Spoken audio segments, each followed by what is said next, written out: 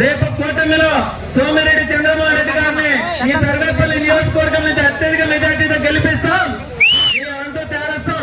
నేనంటే మేము భయపడం. పేద కోసం జనసేన కలిసి ఎప్పుడు అండగా ఉండాలి. ఛాలెంజ్ చేస్తున్నాం. రేపు దమ్ము ధైర్యం అంటే రాజకీయంగా ఎదుర్కొన్నాం రా. నేను ఒక మాట ఇస్తున్నా, ఏదైతే మీ దగ్గర కౌలు రైతుల దగ్గర ధాన్యాన్ని కొనుగోలు చేసి ఈ రాష్ట్ర వ్యవసాయ శాఖ మంత్రి అనుచరుడు ఐపీ పెట్టి బెంగళూరులో కారులో తిరుగుతూ పోలీసులు అడ్డం పెట్టుకుని అవార్తలు చవకలు పెడుతున్నారు. అతన్ని బయటికి లాగిస్తే మీ అందరికీ కూడా న్యాయం చేపిస్తాం. రేపు రాబోయే రోజులు మీ అందరికీ ఒకటే మాట ఇస్తున్నాం, ఈ సర్వేపల్లి నియోజకవర్గంలో 117 పంచాయతీలు కూడా వైసీపీ కాలే, వైసీపీ కాలే.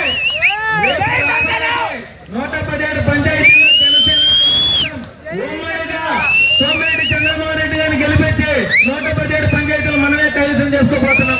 అదే రకంగా 175 నియోజకవర్గాలు కూడా మనవే మనవే మనవే వైసీపీ కాలే.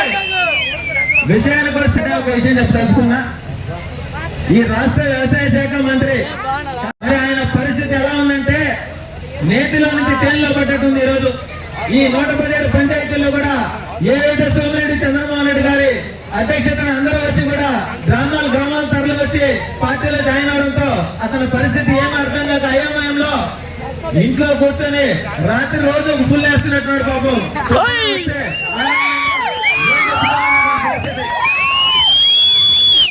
తర్వాత ఒక 2 శ్లోకాలు చెప్పి hello AP, hello AP, hello Sarvepalli, bye bye టాటానే, hello Sarvepalli, hello Sarvepalli. Thank you.